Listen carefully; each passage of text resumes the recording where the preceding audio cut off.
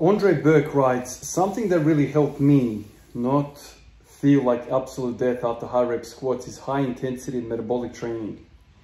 If you train your VO2 max, you'll be much better prepared for your sets. I would try to emulate a set of 180 with regards to time. Like if that set of 12 took you 1 minute to complete, train 1 minute sprints. I'll typically do 1 minute on, 1 minute off, 6 to 10 rounds. All the typical CrossFit machines are great. Rowing, skiing, air bike. I swear, if you add this in like 3 days a week, you'll notice a big difference in working capacity, but also expect a temp drop off in performance, temporary drop off in performance as your body is making new adaptations. Andre, when I read that comment, automatically I thought of a guy that I bumped into a while back. I don't know how, probably a few years ago. I bumped into a guy on YouTube. His video popped up and he was doing something like, I can't exactly remember. Was it 140 or 160 for like no, I think it was 140 for a set of 30 or something like this. Maybe it wasn't that much. Maybe it was like 100. It was something like 100, and he did something like a set of 50 with it or something like this. Something extraordinary. He wasn't a big guy. He wasn't a bulky guy. He was just like a, I don't want to call him a kid. He was a younger guy. Yeah, I reckon it was 100 kilos, where he did extraordinary amount of reps with this 100 kilos. I remember it was probably the last time. It would have been 2 years ago when I started messing around with high reps, doing the barbell for 100, doing 60 for 30, things like this. And I remember I saw one of his videos popped up, because you know how it is, you search for other people, what they're doing, and then his video popped up and it was like him doing, I want to say it was like 100 kilos for a set of 50. And I remember commenting saying like, wow, man, that is freaking impressive. What is your max? And he said to me his max wasn't anything special. Like his max was like 140 or 150 or something like that. There was like a big discrepancy between his repping numbers and his true max. And I thought, Jesus Christ, here am I. I struggle, like, I think I got 100 kilos for like 32 reps. I think my best was at the time. And at the time, I think my max was like 200 kilos. So I thought to myself, Jesus, man, if you could get 100 kilos for 50 reps, I'm thinking, dude, you're going to be able to score like 220, surely. But he said, no, no, no. I'm very, very bad at doing heavy weight. And so when you're talking about this type of stuff, Andre, with VO2 max and whatnot, I have no doubt there are people in this world right now who are very, very fit, like extremely aerobically fit. And their ability to process oxygen into energy and then expel carbon dioxide and the waste products, their lactate system, their buffering system is like 10 times better than mine. And so when you have biology like that, when you have somebody who is built for endurance, they will be able to replicate higher percentages for more repetitions than me. So for instance, you know, I can get right now, I mean, really in the groove, I can hit 180 for 13. That's my max, right? But that doesn't mean that an unfitter guy, somebody that is much, much more unfit, who can squat, let's say 240, 250 and struggles to get 180 for 10, that doesn't mean that we are the same athlete, right? Like this is where the calculators fail. And this is where a lot of this stuff starts to kind of warp itself, because it's not a true representation. You have a fat, unfit guy that can squat 250, and you have a weak, really, really fit guy who can squat 180 for 10. Now, they can both squat 180 for 10, but the fat big dude can squat 250 for 1, but the skinny guy can only squat 215 for 1. That kind of thing, right? So this is where, when you're talking about the VO2 max, when you're talking about addressing certain aspects of your lifting to get more numbers on the bar, or to get more reps on the bar, like for my instance in 180, you need to be very, very careful what you're doing. Like, are you chasing strength as a side effect, or are you actually chasing this particular 180 for 20 and that's your sport? Because like when I read this, Andre, automatically I'm like, hell yeah, that makes sense. If I can breathe less hard, if I can be more aerobically, or let's say lactate fit as the second energy system, fit, I'll be able to suffer more under the bar and get maybe 14 or 15 reps, purely just because I've increased my VO2 max. But will that translate to the 300 kilo journey? Probably not directly. So out of all the things I could be doing right now to addressing my ability to get to 180 for 20, should I take this course of action, get fitter? Or should I take a course of action where I'm addressing the muscle tissue, which is failing me first, right?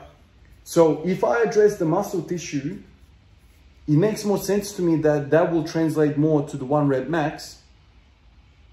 It's a better use of my time than to chase aerobic fitness, VO2 max type of side quest. You know what I mean? Like, sure, the VO2 max is probably going to improve my 180 for 20. But will it improve it as much as, let's say, if I added 5 kilos of mass in my lats and traps and rhomboids and all of that? Like, what's better use of my time? Adding thicker lats, traps, rhomboids, or spending that time that I would need to get that tissue on my upper back, spending all of that time over here and training my VO2 max? And this is, I guess, the bottom line of all of this. Like, how do you spend your time? And I'll probably take it a step further and say, how would you spend your recovery points? Because the bottom line is, it's not just the time aspect, which is all, you know, obviously a big component to all of this. We don't have 10 hours a day to train. At least most of us don't. But it's how you spend your recovery points. That food that you eat, that rest that you get, that water that you drink. Where do you want those resources to be placed? In your upper back musculature or fixing your VO2 max? Now, when you say that the temporary drop in performance, that's another indicator to me that I'm probably stepping away from the path which I need to go. If something is making you weaker immediately, it's probably not helping you directly. It's probably helping you indirectly, like down the road. You step off, maybe it's a shortcut on the path that's wrapping around the forest and just like a shortcut through the forest, whatever, that kind of thing. So, you know, the ultimate thing for me is I don't want to waste time. Like, I don't want to be doing bicep curls if the bicep curls are not going to help me with the squat, right? Like that's how I process a lot of my information. I don't want to be doing X because it's the good thing to do. It's like, no, I need a rationale behind every decision that I make when it comes to training. And training the VO2 max is probably one of the best things for your health in general. There's no doubt about that. And my VO2 max back in the day when I played basketball was probably my strongest aspect of my physical fitness. Back then I was a scrawny little kid that could run for days. Very quick on my feet, jump, run, all that stuff. And then over the course of the last 15 years, I've basically put that to the side and gone, okay, I need muscle tissue, I need strength, I need bone density, tendon strength, ligament strength, all that stuff. And I've gone down the strength path. Along the way, I've gotten a lot of body weight, obviously a lot of muscle, probably some fat as well. And I've lost the VO2 max category altogether. It was a trade that I did, right? Just a change in goals. But VO2 max for sure would improve. My 180, definitely, AMRAP. Just like that guy that I mentioned. So he could hit 100 kilos for a set of 50. Now, I'm not sure, even right now, if I could hit 100 kilos for a set of 50. And a lot of you guys are like, what the hell, man? As if. The limiting factor for that type of set will probably be my breathing. It wouldn't be my muscular fatigue. It would be just breathing. I would be in a oxygen debt very, very quickly. Like after, this is the thing when I say to you guys, after a minute under the bar, everything starts to fail because I just can't process the oxygen, right? But what if, you say to yourself, what if I was working with a stronger set of muscles, neck down, and I was working for each rep at a lesser RPE, right? So instead of 180 being, I don't know, 80%, maybe 180 is now 70%, and then each repetition is requiring less oxygen. So there's you could work at the muscular level and say, boys, we need to spend less energy, meaning we need more strength at the muscular level. Or you can say, no, we just need to deliver more energy to the current muscle that we have. So it's like two different separate things, but I feel as though if you focus on the muscle, it's going to cater to the main goal for me, which is the 300 kilo, right? Now, if you do the more energy, please, we need to breathe more effectively. That's also going to get the 180 up, AMRAP, but it's probably not going to be contributing to the 300. That's kind of how I'm processing it. That's how I'm kind of processing that fella that could do 100 kilos for a set of 50, and he can't hit 140, 150 on the 1 rep max. Like, don't quote me on those numbers, but it was something along those lines. It was like a huge discrepancy of this guy. They could hit 100 kilos for like freaking forever, but he didn't have the top end strength. He didn't have the top end strength. Similar case for Tom Platz. Do you remember Tom Platz back in the day, whether you believe in the story or not? You know, back in the day, he did the, what was it? The 525 pounds or something like that. I forget now, for a set of 23. And you plug those in the calculator, you can score like gazillion kilos, but he couldn't. His max was like 700 pounds. So his ability to do endurance work was like off the charts, but his top end strength was lacking. Now you could probably argue, but his potential for the top end strength was always there. He just never got into the top end strength training. Maybe. But anybody that can do that much work has very impressive VO2 max, very impressive fitness, and that to me is very, very attractive. Very attractive stuff. Is it the best course of action? That's up for debate. And frankly, when I read that question, I automatically thought, if I start running around doing sprints, you know, air bike, skier, whatever the case might be, is that going to transfer over as well?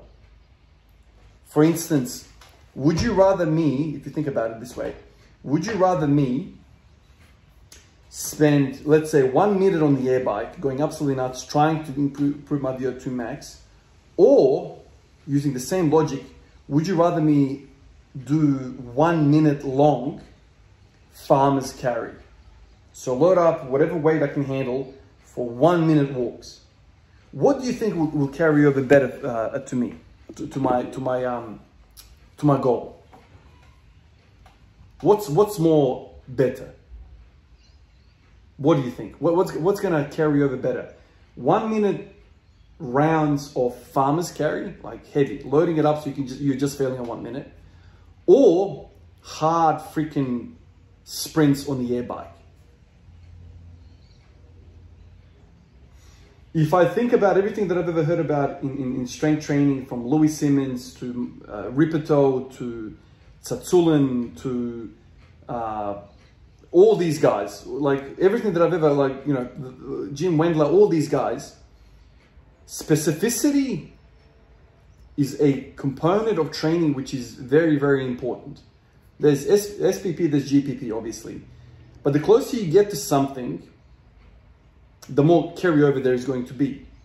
So if I start riding a bike, sure, there's probably some benefit there, but it's not going to be as beneficial as the farmer's carry. Why is that the case? Well, the farmer's carry, I'm loaded axially.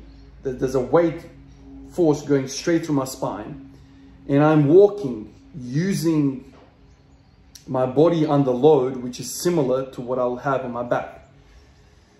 So deep down, I'm like thinking about this, and I'm like, this is where training is all about decision making. You have X amount of resources. If you're a natural fellow, we all kind of have similar type of resources.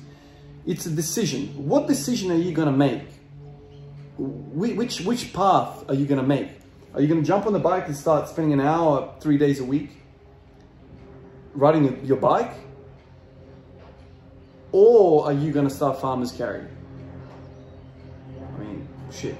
An hour of farmer's carry, man, you'd be a freaking monster. I mean, that in itself is too much, but let's just say, if you can kind of equate it. I think the farmer's carry is the way to go. Or just any carry in general. I mean, I tried farmer's carry yesterday. Straight away, my traps are killing me. Surprise, surprise. Now, that's that muscular level stuff that I was talking about. I mean, the more size I add to the frame up here, the better my rack is going to be. You know, it's going to benefit me. Now I agree. As soon as you start getting into an exercise feat where you are under the bar for 2 to 3 minutes, let's say for like my 180 for 20 journey, at some point you start going away from strength, it's like a continuum, and you start to go into aerobic capacity, your VO2 max and all that kind of stuff. So if you want to do a rep of 200 kilos, the VO2 becomes very, very important. But also for me, like I keep mentioning to you guys, the postural strength is crucial to me. I just can't freaking, even if you ask me to stand here with 180 kilos for 3 minutes, I wouldn't be able to do it. I can't do it. For whatever reason, I don't know what the hell is going on, but I can't stand there with the weight more than 2 minutes. Whether I'm squatting it or just standing there, it does not matter. I just cannot suffer the weight for that long.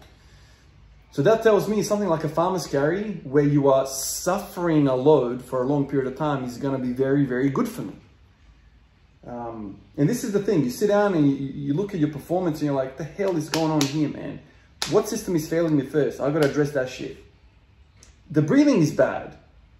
It's bad, it gets me, but I feel like the breathing is gotten a little bit better. I mean, the last few times that I've failed because of muscular failure at certain points, right? Yesterday or the day before, it was like I felt my legs were going to go jelly and I started nausea. The breathing was bad, right? But it wasn't something that I couldn't, like something that made me succumb. It wasn't that bad. So this is where you start to kind of analyze everything and go, okay, was it the breathing that ended me? And I can't say with confidence that it was. Sure, more breathing would be better. But I don't think my aerobic capacity failed me. The lactic acid system got me real good. And breathing doesn't really help you there in terms of 1 or 2 minute stints. You want that tissue to be more resilient, right, to the anaerobic environment. Aerobic capacity, from what I understand, is like 3+ minutes of work. That's when you start to like get into the aerobic space. 0 to like 45 seconds is the ATP-CP system, which basically requires no oxygen at all. It's just pure, it uses what it has. Between like a minute and 3 minutes, you're in the lactic acid phase. And this is where your buffering ability comes into effect, and you're in your fitness level, and how much glycogen stores you have. That cycloplasmic kind of capacity starts to come into the picture. But for most part, you know, the weightlifters, the strong guys that work in the first energy system, the bodybuilders mostly, you know, work in that first, maybe second energy system. That's kind of what builds tissue. But it was an interesting point, and I think Andre definitely has a point, and I think it would be very beneficial for me to do that. I just don't know if it supersedes me chasing some of these weaknesses that I have, i.e. the upper back, lats, traps, rhomboids, all that tissue at the top. Interesting to hear what you guys have to say about this. You know, I don't have an ample, you know, I don't have an unlimited source resources. I mean, I'd love to do everything, carpet bomb everything, but it's impossible to recover. And sprinting, I don't know about you guys if you have any experience with it, sprinting is a 1 rep max type of endeavor. It is very, very taxing to sprint. You know, sending it on the rowers or sending it on hill sprints, that is very, very CNS draining, very draining, because you are RPE-10ing it, right? So anyway, appreciate you guys like always. I'll catch you in the next one. Peace out.